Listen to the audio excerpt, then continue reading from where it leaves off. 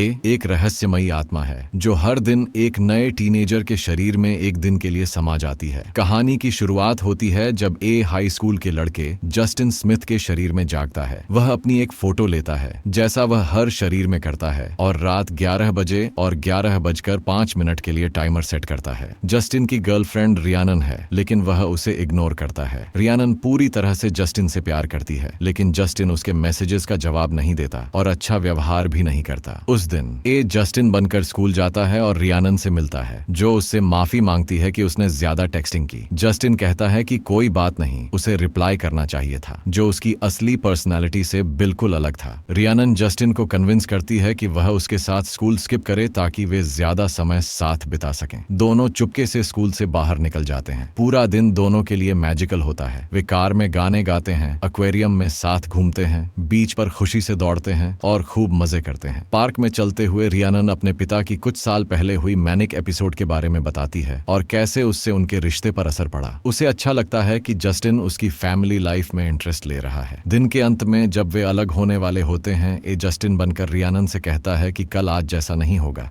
लेकिन रियानन पॉजिटिव रहते हुए कहती है कि कल तो कल है। दोनों एक दूसरे को किस करते हैं और अलग हो जाते हैं। ए को लगता है कि वह रियानन से जुड़ चुका है। अगले दिन ए एक लड़की एमी के रूप में जागता है। वह अपनी फोटो लेती है और रियानन के करीब रहने के लिए अलार्म सेट करती है। एमी अपने हाई स्कूल में एक न्यू स्टूडेंट के रूप में जाती है। मीनवाइल रियानन फिर से जस्टिन के इग्नोर करने वाले व्यवहार से परेशान है। एमी रियानन से मिलती है और बताती है कि वह ट्रांसफर स्टूडेंट है और चाहती है कि रियानन उसे स्कूल में घुमाए। दोनों केमिस्ट्री लैब में होते हैं जब जस्टिन आता है और पिछले दिन की प्रैक्टिस मिस करने की शिकायत करता है। उसे लगता है कि कल कुछ भी हुआ ही नहीं, जो रियानन को दुख देता है। जस्टिन उसे दोषी ठहराता है कि उसकी वजह से प्रैक्टिस मिस हुई। एमी गुस्से में जस्टिन को जवाब देती है, कहती है कि वह अपनी जिंदगी की एक अच्छी चीज की कदर नहीं करता। रियानन उसे रोकती है जबकि जस्टिन उन्हें अजीब नजरों से देखता है और चला जाता है। अगले मुलाकात के बाद दुखी हुई रियानन एमी से कहती है कि वह अपने दोस्त अलेक्जेंडर के साथ रहे और वह खुद वहां से चली जाती है। अगले दिन एक लड़के नेथन के शरीर में जागता है और अपनी रोज की रूटीन करता है। वह अपने कंप्यूटर पर जाकर एक एड्रेस मैप में सर्च करता है। वहीं जस्टिन और रियानन एक पार्टी में होते हैं जहां जस्टिन उसे चाबियां देकर अपने दोस्तों के साथ चला जाता है। रियानन अकेली और ऑकवर्ड महसूस करती है। जस्टिन पूरी रात उसे इग्नोर करता है। रियानन अकेली खड़ी होती है, तभी वह नेथन को अजीब ढंग से डांस करते हुए देखती है। वह खुद को रोक नहीं पाती और उसके साथ डांस करने लगती है। वे दोनों साथ में डांस करते हैं, तभी जस्टिन आता है और रियानन के पास खड़ा होकर उसका प्रोटेक्ट करता है। नेथन खुद को जस्टिन के दोस्त स्टीव का कजन बताता है और कहता है कि वह गे है। वह मजाक में जस्टिन की ओर आकर्षित होने का सुझाव भी देता है। इसके बाद नेथन अपने दोस्तों के पास चला जाता है। नेथन रियानन को बाहर चलने के लिए इनवाइट करता है। वे पुरुषों के बारे में रियानन की पसंद पर बात करते हैं और हंसते हैं। वे लंबे समय तक बातें करते हैं लेकिन नेथन 12 बजे से पहले जाना चाहता है। इस बीच जस्टिन को पता चलता है कि स्टीव का कोई कजन नहीं है। वे नीचे दौड़ते हैं और नेथन को वहां से भगा देते हैं। अगले दिन ए एक अंधे लड़के के रूप में जागता है और अपना फोन नहीं ढूंढ पाता, इसलिए पूरा दिन अपने कमरे में बिताता है। इस बीच नेथन एक इंटरनेट ट्रोल बन जाता है और कहता है कि वह डेविल द्वारा पोजेस्ड था। रियानन को अगले दिन एक अनजान नंबर से मैसेज आता है जिसमें उसे अकेले एक पब्लिक जगह मिलने के लिए कहा जाता है। वह लाइब्रेरी जाती है जहां उसकी मुलाकात एक लड़की मेगन से होती है। शुरुआत में मेगन कहती है कि नेथन ने उसे भेजा है, लेकिन फिर वह अपनी जिंदगी के बारे में बताती है कि वह एक मूविंग स्पिरिट है। वह खुलासा करती है कि वह हर दिन एक नए व्यक्ति के रूप में जागती है। जिस दिन वह जस्टिन के साथ बाहर गई थी वह जस्टिन थी, फिर एमी बनी और पिछले दिन नेथन। रियानन इस सब पर विश्वास नहीं करती और जाने की कोशिश करती है, लेकिन मेगन जस्टिन के साथ अपनी डेट पर कहीं बात दोहराने लगती है। तब रियानन सोचती है कि जस्टिन और बाकी सब उसके साथ एक बुरा प्रैंक कर रहे हैं, लेकिन मेगन जोर देती है कि वह सच में है। डरी हुई रियानन वहां से चली जाती है। अगले दिन फिर उसे एक नंबर से मैसेज आता है और वह एक डाइनर में ए से मिलने जाती है। इस बार वहां उसका सामना एक एशियन लड़के से होता है। वह उससे उन सभी चीजों के बारे में सवाल करती है जो उसने उन लोगों के शरीर में रहते हुए की थी और वह सभी सवालों का सही जवाब देता है। फिर वह खुद को ए के नाम से परिचय देता है जो उसने खुद को दिया है। रियानन को बताता है कि वह हर दिन एक नए शरीर में जागता है जो पिछले शरीर के पास ही होता है और उसकी उम्र के आसपास का ही होता है। उसे नहीं पता कि उसके माता पिता कौन हैं या वह कहाँ पैदा हुआ था। वह बचपन से ही बॉडीज बदल रहा है। हर दिन जीकर वह कोशिश करता है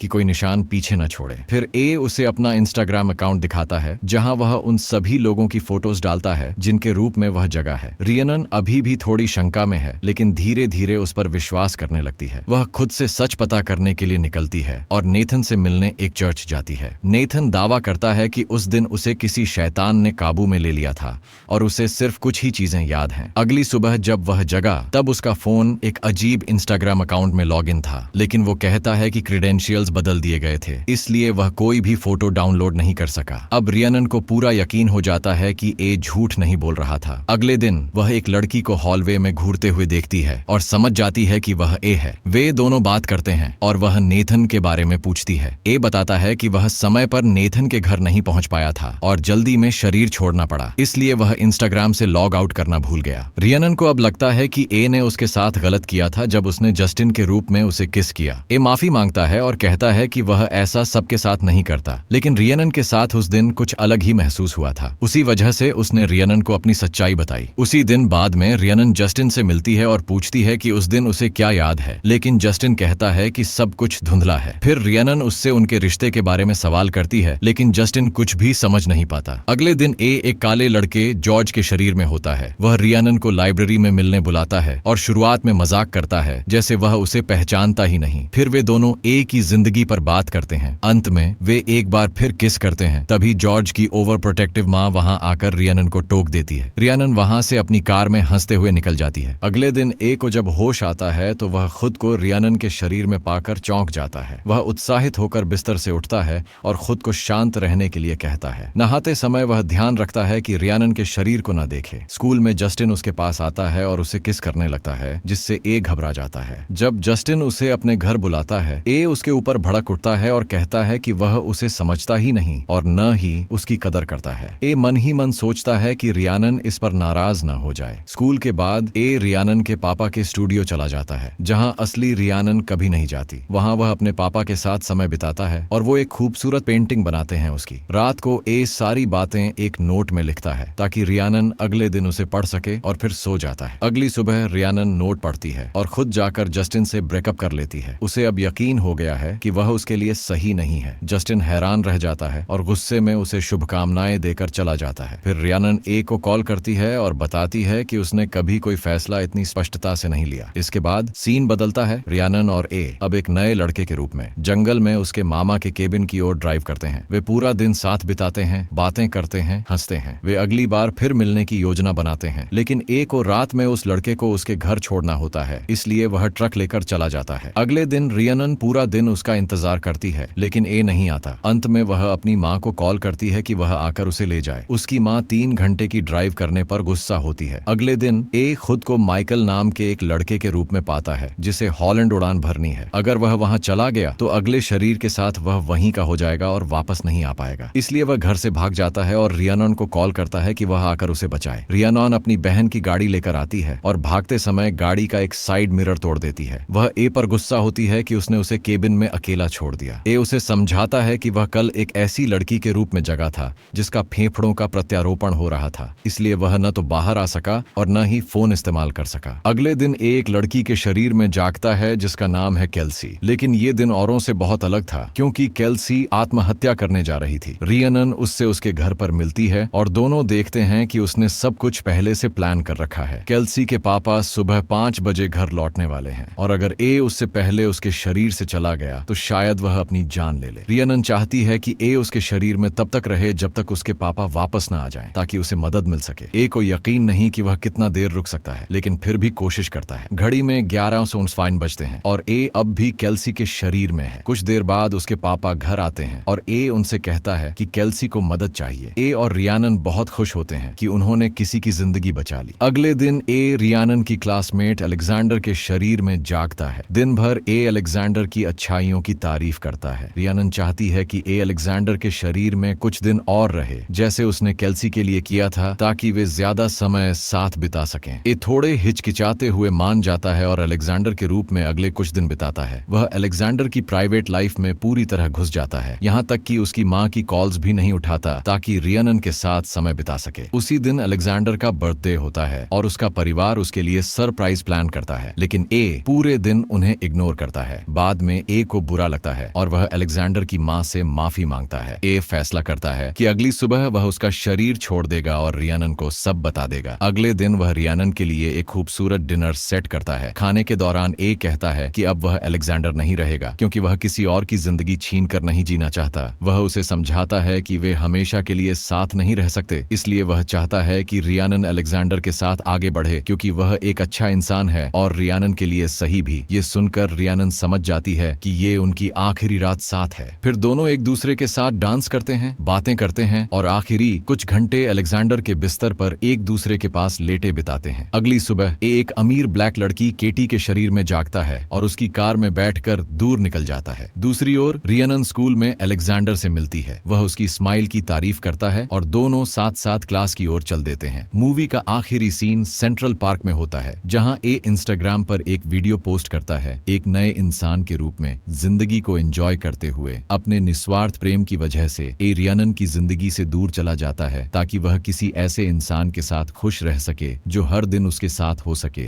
यही है सच्चे प्यार की पहचान। तो ये थी एवरीडे की कहानी, एक ऐसी कहानी जहां हर दिन बदलता रहा लेकिन प्यार वहीं रहा। ये हर दिन एक नया शरीर अपनाता था, लेकिन उसका दिल सिर्फ रियानन के लिए ही धड़कता था। आखिरकार उसने असली प्यार को आजाद करने का फैसला किया, क्योंकि सच्चा प्यार मतलब होता है किसी को खुशी देना, उसे अपने पास पकड़ कर रखना नहीं। अगर आपको ये वीडियो पसंद आया हो तो लाइक जरूर करें। नीचे कमेंट करके बताएं आपको कौन सा पल सबसे ज्यादा भावुक कर गया। और ऐसी ही गहरी फिल्मों की कहानियों के लिए हमारे चैनल फिल्मी इनसाइट हिंदी को सब्सक्राइब करना मत भूलिए। फिर मिलेंगे एक नई कहानी के साथ। और याद रखें, सच्चा प्यार हर दिन हो सकता है, बस वो होना चाहिए निस्वार्थ।